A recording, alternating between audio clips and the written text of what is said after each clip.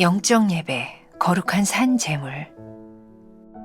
로마서 12장 1, 2절. 그러므로 형제들아, 내가 하나님의 모든 자비하심으로 너희를 권하노니 너희 몸을 하나님이 기뻐하시는 거룩한 산 제물로 드리라. 이는 너희가 드릴 영적 예배니라. 너희는 이 세대를 본받지 말고 오직 마음을 새롭게 함으로 변화를 받아 하나님의 선하시고 기뻐하시고 온전하신 뜻이 무엇인지 분별하도록 하라. 어떻게 영적인 예배를 드릴 수 있을까요? 죄된 인간의 본성으로는 불가능합니다. 하나님의 모든 자비하심이 아니고는 내 삶의 주인, 내 삶의 방식이 달라지지 않습니다. 내주하신 성령께서 조명해 주시지 않으면 하나님의 선하시고 기뻐하시고 온전하신 뜻을 분별할 수 없습니다. 결국 영적인 예배는 나의 자격이나 능력이 아니라 하나님으로만 가능합니다. 하나님은 영이십니다. 하나님의 일, 하나님의 깊은 것에 통달하는 것은 성령으로만 가능합니다. 하나님은 사물이 아니십니다. 영이신 하나님은 시간과 공간의 제약을 받지 않으십니다.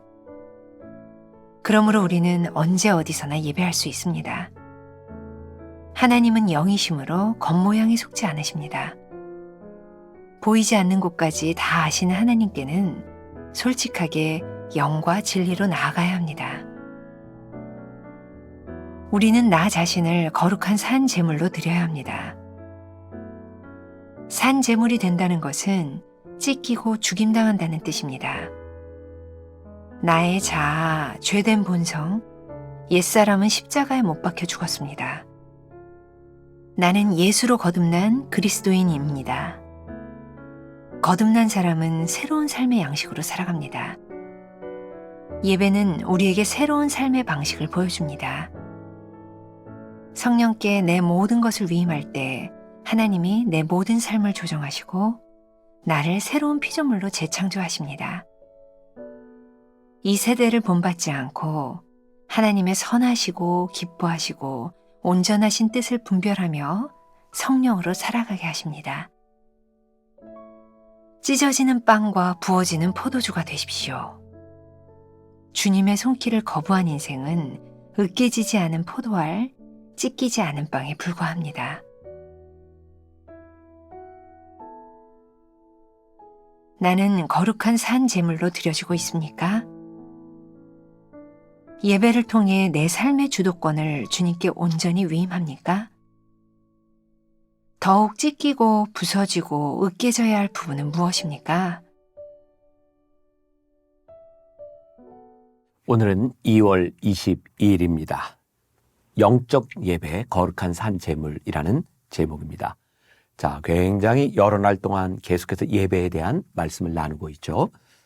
2월 18일 예배에 대한 처음 말씀을 드릴 때 예배는 하나님의 기쁨이어야 된다. 그리고 19일에는 온전한 준비로 예배를 드려야 된다. 20일은 예배는 구별이다. 어쩌면 예배에 대한 데피니션, 정의를 이야기했다면 그 예배를 드리기 위해서 우리는 어떻게 예배를 드려야 하는가? 어제부터는 그런 말씀을 드리고 있죠. 어제 말씀 기억나세요? 온전한 죽음으로.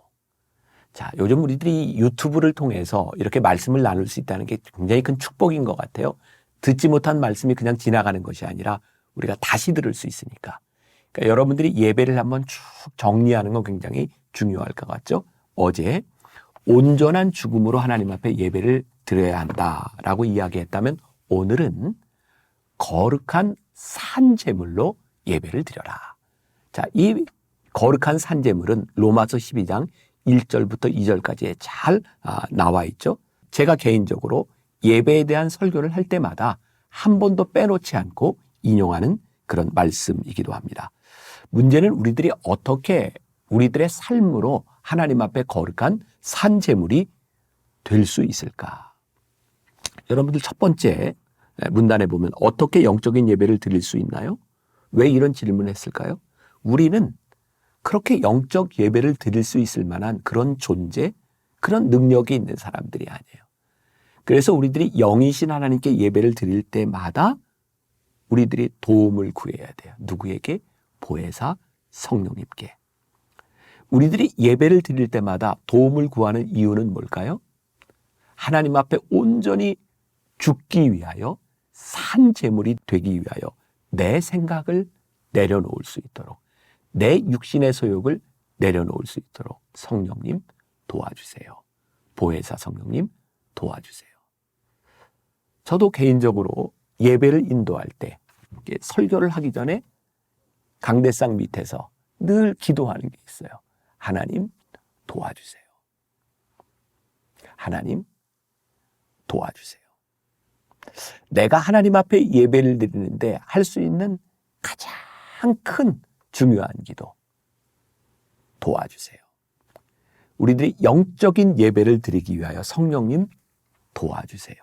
왜? 우리들에게는 그런 능력이 없는 사람이니까. 지지난해 우리들이 함께 1년 동안 나누었던 오스왈드 챔버스의 주님은 나의 최고봉, 그 말씀을 나누면서 저에게 주셨던 제일 큰 은혜가 하나 있다고 그랬어요. 그게 뭐였냐면 오스왈드 챔버스가 여러 번 인용했던 찢겨지는 빵과 부어지는 포도주가 되게 하소서. 그가 하나님 앞에 순종하는 삶을 살기 위해서 끊임없이 고백했던 게 뭐냐면 하나님 나로 하여금 찢겨지는 빵과 부어지는 포도주가 되게 하여 주소서라는 말이었어요. 바로 그 부분, 그날 묵상에 나왔던 글인데 제가 조금 읽어드리려고 합니다. 당신이 아직 덜 익었는데 만일 하나님께서 당신을 으깨셨다면 그 포도주는 분명히 쓴맛을 냈을 것입니다. 하나님께서는 아무 포도나 으깨시는 분이 아니십니다. 하나님이 엄지와 검지로 붙잡고 으깨시기 시작했다면 우리가 지금 성도라는 뜻입니다. 하나님께 쓰임받을 준비가 되어 있는 사람이라는 뜻입니다. 성도는 이미 하나님의 임재를 경험하고 그분을 섬기는데 방해가 되는 인간적 요소를 제거하는 과정에 있는 사람입니다. 찢겨진 빵과 부어지는 포도주가 되기 전에 우리는 주님의 손에 빚어져야 합니다. 우리가 완전하거나 온전하기 때문이 아니라 하나님이 우리를 붙잡으셔서 우리를 으깨고 계시다면 우리는 지금 성도라는 말입니다. 우리가 하나님 앞에 거룩한 산 제물이 될 수 있는 것은 우리의 자격에 대한 문제가 아니라 하나님이 우리를 쓰시도록 우리를 내어 드리는 것, 나를 온전히 내어 드리는 것, 거룩한 산 제물이 되는 것이 영적 예배라고 하는 것을 기억하십시오. 자, 그 다음 문단에 보면 하나님은 영이십니다. 자, 요한복음 4장 24절에 나오는 말씀이죠. 하나님은 영이시니 예배하는 자가 신령과 진정으로 예배할지니라. 신령과 진정으로. 우리는 언제 어디서든지 예배할 수 있지만 하나님은 영이시니 우리의 영이 신령과 진정으로 예배해야 된다. 그러니 하나님은 영이시기 때문에 우리들의 겉모습에 속지 않으신다는 거예요. 우리들이 거룩한 옷을 입고 거룩한 척을 하고 거룩한 성전에서 예배하지만 그 겉모습을 우리 하나님이 보시는 것이 아니라 그 예배를 드리고 있는 우리의 속사람, 우리의 영을 하나님이 꿰뚫어 보고 계신다는 거예요. 하나님은 영이시니 우리들이 영적 예배를 드린다는 것, 그것이 어떤 의미인지를 우리들이 분명히 알아야 되겠죠. 또 세 번째 문단에 보니까 우리는 나 자신을 거룩한 산 제물로 드려야 합니다. 산 제물로 드린다고 하는 것은 뭘까요? 제물. 어제 그제도 말씀드렸죠. 제사에 대해서 내가 찢겨지는 거예요. 온전히 산산조각 나는 거예요. 우리들이 하나님 앞에 제물이 된다고 하는 것은 완전한 우리들의 모습으로 하나님 이 정도면 됐습니다가 아니라 산산이 깨어지고 찢겨진 모습으로 하나님 앞에 나아가는 거예요. 하나님 앞에서 우리들이 얼마나 더러운 존재인지, 하나님 앞에서 우리들이 어떤 죄의 본성을 가지고 있는 존재인지 그 모습 그대로 하나님 앞에 나아가는 것이 산 제물 되는 것이에요. 제가 내일 여러분들에게 이제 이어서 말씀을 하겠지만 우리들의 삶을 하나님 앞에 포장해서 나가는 것이 아니라 찢겨진 채로, 상처난 채로 그대로 하나님 앞에 드려지는 것, 그것이 예배다. 그것이 영적 예배다. 하나님은 우리의 영을 보고 계시니까. 그래서 다윗이 그런 고백하잖아요. 하나님께서 원하시는 것 상한 심령이라고. 그가 하나님 앞에 울며 통곡하며 나아갈 때 하나님은 그의 영을 받으셨으니 말이에요. 이런 거룩한 산제물이 될 때 드디어 하나님이 영광을 받으시는 거죠. 자, 오늘 끝으로 여러분들에게 한 가지 글을 좀 읽어드리려고 하는데, 마크 듀퐁의 경험이라는 책에 나오는 아주 좋은 비유가 될 것 같아요. 한번 릴렉스하게 한번 들어보시면 좋겠어요. 1998년 여름 어느 날 나는 환상을 보았다. 나는 그 환상 가운데 친구로 보이는 두 사람이 서로 다가서고 있는 것을 보았다. 한 사람은 아름다운 포장지로 싼 조그만 크기의 선물 박스를 들고 있었고, 다른 사람은 그 선물을 받았다. 선물을 받은 사람은 그 포장 속에 귀한 것이 들어있다고 추측한 듯 기쁜 표정을 지었다. 그는 조심스럽게 선물의 포장을 뜯었다. 그 포장 속에는 손으로 만든 조그맣고 예쁜 컵이 한 개 들어있었다. 값이 나가는 컵이었다. 그런데 그 컵에는 금이나 있었기에 물을 담아 마시기에는 부적절하였다. 그 친구는 컵에 금이 난 것을 알아차렸다. 선물을 받은 이 친구는 왜 자신에게 금이 간 컵을 선물하였을까라고 생각하며 고개를 갸우뚱거렸다. 그리고 그 친구는 자신이 실망한 표정을 지으면서 그 선물을 한 친구가 실망할까봐 애써 표정을 감추었다. 그리고는 그 컵을 들고 집으로 돌아왔다.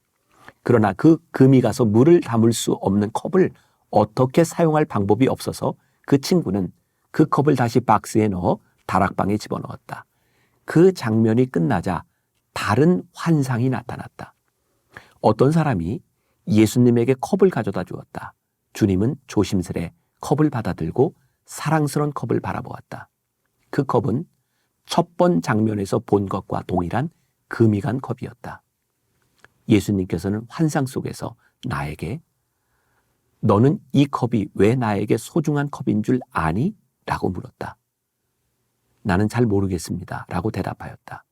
그러자 환상 속에서 예수님께서는 나에게 이 컵이 깨어져 금이 간 컵이기 때문에 이 컵 안에 나의 영광을 담을 수 있단다. 내가 나의 영광을 이 컵에 담으면 깨어진 틈 사이로 나의 영광이 흘러나와 주위 사람에게로 나의 영광이 흘러 들어가게 할 수 있단다. 라고 말씀하셨다. 저는 이 글이 굉장히 마음에 와닿았어요. 우리가 깨어져서 쓰지 못하는 것이 아니라 깨어졌기 때문에 하나님 앞에 나아가는 거예요. 깨어진 그 틈 사이로 물들이 다 쏟아져 나오고 내 자아가 다 쏟아져 나올 때 그 빈 컵에 하나님의 영광이 들어가요. 근데 놀라운 것은 금이 간 그 금을 통해 하나님의 영광이 비춰지는 거예요. 그렇구나. 우리가 하나님 앞에 산제물로 우리들이 나아간다고 하는 것은 온전한 우리의 모습이 아니라 찢겨진 우리의 모습으로 하나님 앞에 나아가는 것이고, 그 찢겨진 우리 그 컵 안에 하나님의 영광이 가득 차기 시작할 때 하나님의 영광이 나로부터 비춰질 수 있는 것이구나. 영적 예배, 우리들이 온전하기 때문이 아니라 보혜사 성령님의 도우심을 구할 때 거룩한 산제물로 우리들이 드려질 때 하나님의 영광이 나타나는 것, 그것이 예배이구나. 오늘 찢겨진 심령 그대로 하나님 앞에 나아가면 좋겠습니다. 그리고 찢겨진 우리의 심령에 하나님의 영광이 채워지면 좋겠습니다. 그 영광이 드러나는 거룩한 산제물 되는 하루가 되기를 간절히 소원합니다. 기도하겠습니다. 우리의 부족함을 생각할 때마다 어떻게 하나님 앞에 나아갈 수 있을까 주저할 때가 있습니다. 그런데 하나님은 그 찢겨진 몸, 찢겨진 마음, 더러운 상태 그대로 나아라고 말씀하십니다. 찢겨진 우리들에게서 우리의 자아가 다 흘러가야 하나님의 영광이 채워질 수 있다고 말씀하십니다. 오늘 산 제물된 우리의 삶 가운데 하나님의 영광이 가득 찬 하루가 되게 하여 주옵소서. 예수님의 이름으로 기도했습니다. 아멘.